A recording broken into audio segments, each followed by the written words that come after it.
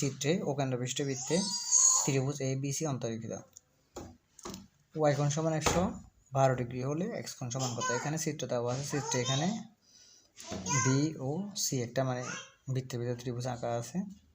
তো এখানে বলছে ওয়াই কোণের মান দেওয়া আছে 112, এই ওয়াই কোণের মানটা দেওয়া আছে 112।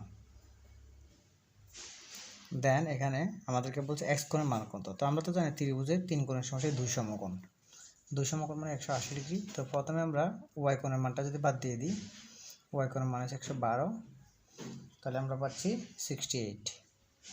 তো এখন এই 68 কিন্তু ত্রিভুজের 3 কোণের সমষ্টি 2 সমকোণ, এখানে কিন্তু 2 সমকোণের মানে দুইটা কোণের মান দেওয়া আছে। তো এটা যদি আমরা ডিভাইড করে ফেলি 2 দিয়ে, তাহলে প্রত্যেকটির মান পাওয়া যাচ্ছে তাহলে 36 ডিগ্রি।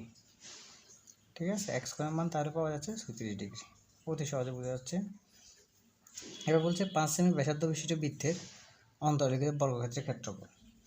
তো আমরা শুরুতে মূলত এটা টেকনিক করা যায় বর্গক্ষেত্রের ক্ষেত্রফলকে, এটা শর্ট টেকনিকে দেওয়া যায় সূত্রটা হাফ ডি স্কয়ার। ডি কে আপনি আরও ধরতে পারবেন, তো এটাতে মান বসে দিলে চলে আসবে।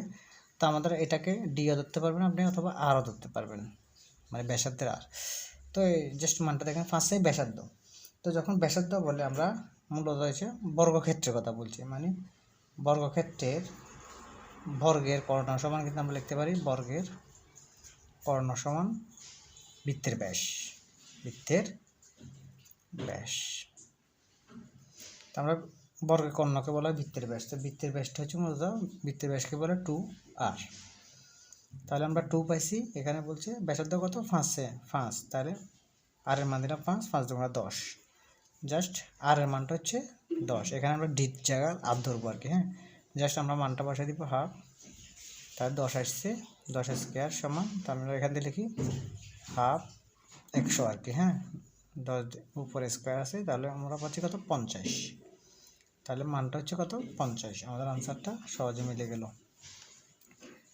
জাস্ট পরবর্তীটা হচ্ছে 7 সেমি ব্যাসার্ধ বিশিষ্ট বৃত্তের অন্তর্লিখিত বর্গক্ষেত্রের ক্ষেত্রফল। তো আমরা জাস্ট এটা হাফ অফ ডি স্কয়ার ধরবো, ডি স্কয়ার বা আর স্কয়ার যা ধরবো সূত্র খাতিরে আমি ডি ধরলাম। তাহলে আমরা এখানে 7 সেমির সিস্টেমটা বর্গের কর্ণ সমান বৃত্তের ব্যাস, তো বৃত্তের ব্যাসকে বলা হয় 2r। তাহলে এটা মানে 14 হয়ে যাচ্ছে, আগের নিয়মে আর কি আমি করে দেখাচ্ছি না, 7 দুগুণা 14 হয়ে যাচ্ছে হাফ, তাহলে এটার মান হচ্ছে 14 স্কোয়ার। তাহলে হাফ 14 দিয়ে 14কে গুণ করলে আপনার আসবে 196। তো 2কে 196 দিয়ে কাটলে আসবে আপনার 98। তার মানে আমাদের মানটা হচ্ছে 98। তেমনি করে দেখেন, এটা কিন্তু ব্যাসার্ধ যখন বলে আর এর মান বের করতে হয়। পরবর্তী যে কোনো বৃত্তের ব্যাস, এখানে ব্যাস দেওয়া আছে, ব্যাস মানে আপনার 2r এর মান দেওয়া আছে 14, তাহলে সরাসরি 14 দেওয়া আছে, আমরা আর কাজ করতে হচ্ছে না, আমরা যা সূত্রের ভিতরে বসাই দিব।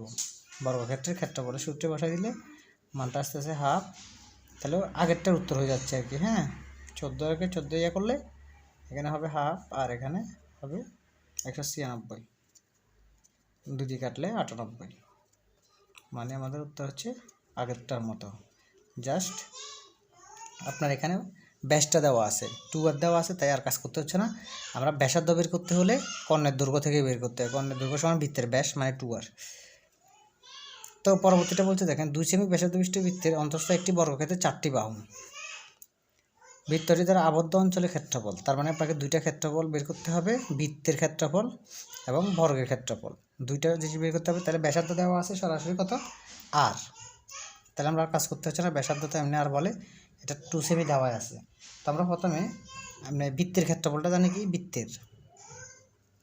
বৃত্তের ক্ষেত্রফল মানে ফাই আর স্কয়ার, বৃত্তের ক্ষেত্রফলটা হচ্ছে ফাই আর স্কয়ার। ঠিক আছে, তো এটাতে আমরা জাস্ট মানটা বসাইলে পাবো কি, আর এর মান হচ্ছে 2 উপর স্কয়ার করলে 4 5, এটা হচ্ছে বৃত্তের। দেন আমরা এখানে তো আগে বলা হচ্ছে ব্যাসার্ধ আর দেওয়া আছে, আর এখানে যে 4টি বাহু দেওয়া আছে সেটা না বলে আপনারা এমনি বলতে পারেন, যেহেতু ব্যাসার্ধ আর, এখন আমরা মূলত বর্গের ক্ষেত্রফল বের করব। বর্গের ক্ষেত্রফলটা কি দেখেন, বর্গের ক্ষেত্রফল হচ্ছে এটা, এতক্ষণ আমরা করছি যে এটা বর্গের ক্ষেত্রফল হাফ ডি স্কয়ার মানে এখন আর এর মান আর কি। এখন আপনার কিন্তু এখানে আর এর মান দেওয়া নেই, ঠিক আছে, তো আমাদের আর এর মানটা লাগতেছে। তো আমরা তো এখানে জানি যে ব্যাসার্ধ আর দেওয়া আছে, আমি এই পার্টটা এখানে লিখতেছি বুঝার সুবিধার্থে। তাহলে আমাদের এটা মূলত ব্যাসটা হয়ে যাচ্ছে, ব্যাস ব্যাসার্ধ তো দেওয়া আছে, ব্যাস থেকে ব্যাসার্ধ বের করতে হয় 2r। এখন 2 গুণ r এর মান দেওয়া আছে 2 সমান আমাদের 4, ঠিক আছে। তো আপনার বাই এটাও ধরতে পারেন, 2 যোগ 2ও ধরতে পারেন, তাহলে তাও আপনার হয়ে যাবে।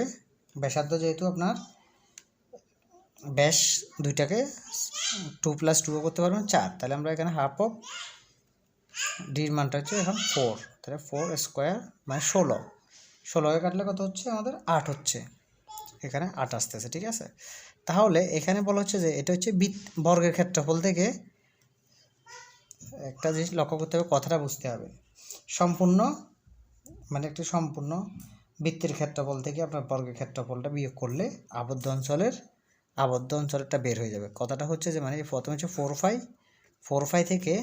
5 থেকে মানে -8টাকে বিয়োগ করলে আবদ্ধ অঞ্চলের ক্ষেত্রফল বের হবে। কথা হচ্ছে এটা, এখানে দেওয়া আছে 4 5 -